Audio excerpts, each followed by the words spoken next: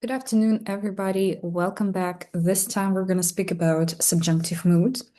And I suggest that you revise all the material that I mentioned here after watching this video via my grammar lab, which is advanced edition in Unit 40.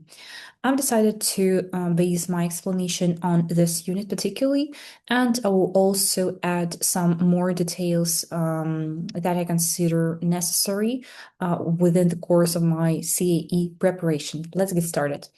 Basically, something that I already mentioned, which is I suggest that we start is already some kind of a subjunctive mood here. Let us focus on what subjunctive mood is. This does not show any marking for tense, right? We should keep it in mind always when we speak about subjunctive mood that it does not refer to any particular tense, like past simple, past perfect, etc. It can be used to refer to different events in the past, present, future. We will focus on the form, on the formula here. And it is the same bare infinitive form without to, right? So we can see that bare infinitive is the same infinitive, but without the particle to, right? So to saying is full infinitive, saying is bare infinitive here. Let's focus on the example. The judge insisted that Mr. Grant give evidence despite his relationship to the accused, right? So in the word insisted, we express our attitude, our emotions, our feelings that we have towards other objects. And after the word insisted, we put the object, Mr. Grant, and the bare infinitive, give evidence. So in British English, subjunctive mood can be considered as a highly formal style of language. So there are different alternatives to classical subjunctive. First of all, it's should plus bare infinitive, right? It is essential that every applicant should complete the form in triplicate, right? In three pieces. Yeah, as after the modal verb should, we always use bare infinitive, should complete the form. Then we can use present simple tense. It is essential that every applicant completes the form in triplicate. And also a very nice transformation which can be found in keyword transformations for CAE exams. CAE exam is for subject to infinitive. It is essential for every applicant to complete the form in triplicate, right? So to in the infinitive gives us full infinitive. So let us move on with our explanation. Here in the slide, you can see the verbs and adjectives that basically express our attitude, our opinion, our emotions toward the objects. You can look through this yourself. Also, we can express negative meaning via the subjunctive mood, but please pay attention to the formula of the grammatical constructions. Regulations require that officers not enter the crime scene without protective clothing, right? So we can see the word require, which expresses obligation, our personal attitude to something. And we include this particle not inside the bare infinitive, not enter the crime scene, right?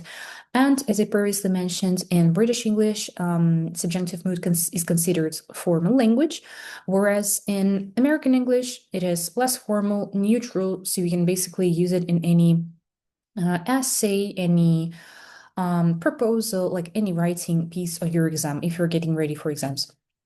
All right. Also, we have some set expressions, which I suggest that we just memorize, that we keep in mind. First of all, it's a long live the king, which is basically an inverted word order, a strong wish towards somebody, right? Live is subjunctive mood here. Also, there is such set expression as so be it. If he doesn't want to see us, then so be it. Let it happen. Let it be so, right? And set expression number 3, I'll take it all the way to the Supreme Court if need be, right? So if it is necessary, if this is necessary, the word be here is in its subjunctive form. So starting from this point, I suggest that you be highly attentive, that you grasp each point that I make, because it's gonna advance your English learning super fast.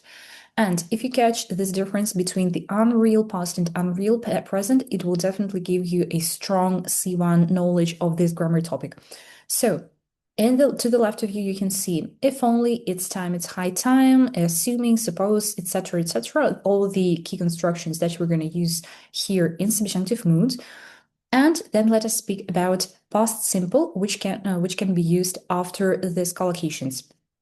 Absolutely necessary, essential, vital, super non-negotiable here is to memorize that to speak about present and future, we use past simple. Despite the fact that it is past, right? We can definitely see that it's past simple. We do not refer to past events, right? Let us focus on present reference, first of all. It's time they were forced to clear up the mess, right? It's our regret, it's our criticism, probably. They are not forced to clear up at the moment, but it's time they were forced. It's like already 6 p.m. and the whole flat is a big mess, right? Despite the fact that were here is past simple form, definitely, it is not actually a reference to the past, it's reference to the present moment. Again, speaking about future, I wish I was coming with you tomorrow, right? Expressing some regret towards the future moment, despite the fact that we use was after the subject. Also, we use it in conditional sentences, which we're going to speak about a little bit later.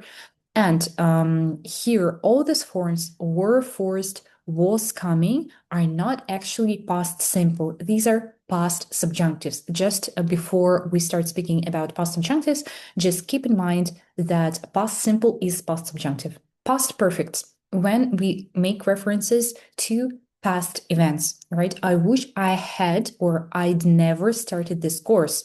We're speaking about the past. Unfortunately, I started this course, right? I cannot change my past. So past perfect makes references to the past events, right? Speaking about the past. And this is going to be called past perfect subjunctive, right? Past simple is past subjunctive. Past perfect is past perfect subjunctive. Just to be clear that you understand these terms. All right. Again, just my favorite collocation, which is it's time or it's high time somebody does something or somebody, I don't know, some people do something. I remember when I was studying at in high school, I had my amazing, just great language teacher, and she always told us, people, it's high time you started learning English. So it was her favorite collocation, and I remember that super clearly from my high school. All right, it's time or it's about time, then past tense. Something should be happening and it is not. It's time we left, right? We're not leaving and we should be leaving right now. Again, it's high time. It's a little bit more emphatic in terms, in comparison with just it's time. It's high time that the voice of the people was heard in the house, right? Unfortunately, we cannot express negative meanings with it's time, it's high time. We should insert all our meaning inside the verb itself. It's time we left, not didn't stay. And finally, as we mentioned previously on some other slides, there is like a set expression construction, which is for object to infinitive, right? To and infinitive is going to be full infinitive here with the reference. All right, let us pause here. It's time for the guests to arrive, right? Force object to infinitive.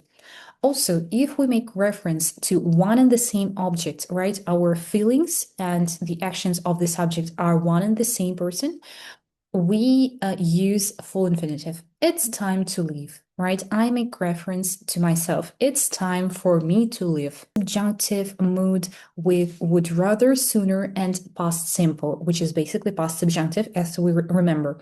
Would rather, would sooner is highly used in CAE CP exams. So please dive deeper into this moment again.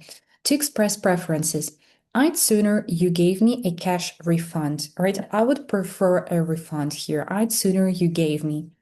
To express permissions and suggestions, I'd rather you didn't use best china, right? So this is a little bit a slighter way to express your advice, to express your suggestion. I'd rather please don't use the best china here.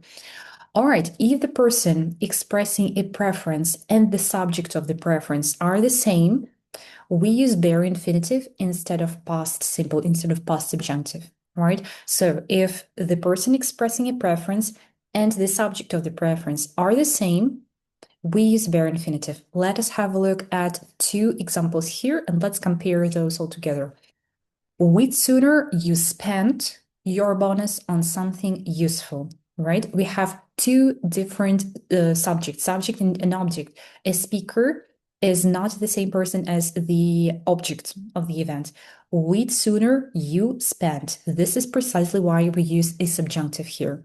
But if I say, I'd rather spend it on something frivolous, it means that I have some attitude, right? I'm the doer of the action and I have some action spent, right, which is referred to myself. So here we use just bare infinitive instead of past subjunctive.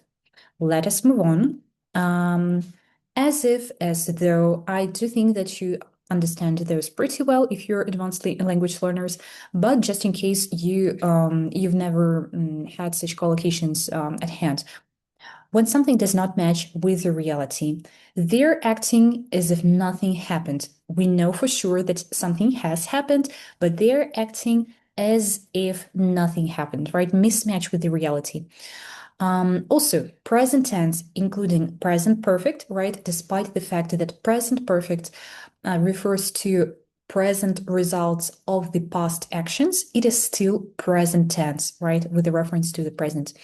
Present tense, including present perfect, when we don't know if the appearance reflects the reality or not 100%, right? So let us again compare two sentences. You talk about her as if you know her, right? I use bare infinitive here because I don't know for sure if this person who I'm speaking with doesn't know her for sure, 1 billion%. But you talk about her as if you knew her would express my certainty, right? That I am sure that the person does not know her. I include here subjunctive, new. All right, moving on to the next one. As I previously mentioned, we use subjunctive forms in our conditionals. Let us just have a brief revision about conditional forms, which is if past simple would bare infinitive, right? So this is the formula that we tend to memorize while studying English. If I knew her telephone number, I would call her, right? But basically, past simple here is not past simple, it is past subjunctive, right? Despite the fact that the word new is in its past form, it does not have reference to past events. It has reference to the present moment. If I knew her telephone number right now, I would call her, right? It is past subjunctive, not past simple. We have unreal situation, right? I don't know her telephone number. I wish it was another way. And the reference to the present context. Right. Let us have a look at the second sentence. If I saw him tomorrow, I'd ask him about it. Again, unreal situation. If I saw him tomorrow, I cannot see him tomorrow. Reference to future context. I would ask him about it, right? So this is going to be past subjunctive. Just memorize this past simple is basically past subjunctive here. Also, some revision here needed. We have bare infinitive, which is sing, right? The word would is modal verb. After modal verbs, we only use bare infinitives. Can sing, would go, must know, etc. We automatically, intuitively use bare infinitives after modal verbs. Also, here we found out that there are full infinitives to sing, to know, to go, etc., etc. But there is another type of infinitive which is called perfect infinitive. Would have sung. Let us focus on this form again. Would. It's our modal verb. After modal verbs, we only use infinitive forms, like bare infinitives. Here, the bare infinitive form is have, right? We do not use to, particle to here, so it's going to be would have. But after the word have, we use third form because it is perfect infinitive. Would have sung, right? Modal verb have in its infinitive and the third form of the verb.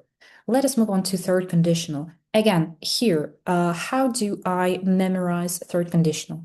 If past perfect, would perfect infinitive, right? So after if, I remember that I need to put past perfect, but actually it is past perfect subjunctive. Why? Because past perfect subjunctive has reference to the past. Despite being perfect, it has a reference to the past. If I had seen him yesterday, here is a misprint, I'm sorry. If I had seen him yesterday, I would have talked to him about it, right? If I had seen, reference to the past, unreal situation in the past that I cannot change. And again, past context, I would have talked to him about it. One thing I would love to mention here, let us have a look at this example, which is the same in this slide again. I would suggest that you compare these two examples, these two explanations in mixed conditional sentences. Let's go. If Mike hadn't been smoking for decades, right? Unreal situation, reference to the past, and even a continuous form here. If Mike hadn't been smoking for decades, he wouldn't have had cancer. Again, unreal situation, reference to the past. Wouldn't have had cancer. Perfect infinitive form here. So the result is past, right? All the words are going to refer us to the past events that we cannot change. Let's have a look at mixed conditional. If Mike hadn't been smoking for decades, exactly the same way as we did previously, reference to the past, he wouldn't have cancer, right? Wouldn't have, it's bare infinitive. Here again, a small misprint with the reference to the present moment. The result is present. Mike had been smoking for decades previously, and now he's got cancer, right? So Mike's previous actions influence something that he's got right now. The result is present here. All right. I wish if only. I do believe that you know this grammatical construction. Let us just have a brief revision here. Past subjunctive in the subordinate clause. Just to make sure you understand what subordinate clause is, here is a scheme with the main clause, right? The main sentence and the subordinate clause, the sentence that depends on the main one. There can be a comma between these two clauses, the main one and the subordinate one. There may not be any commas. Let us have a look. I wish she were here. Our main clause is I wish. I wish what? I wish what precisely? She were here, right? This is the subordinate clause. So, if only I could help you, right? Again, expresses my regret, my want to help you, but there is no opportunity about this. Again, here is past subjunctive in the subordinate clause. All right, so we've studied pretty much today, and let us create a brief summary here.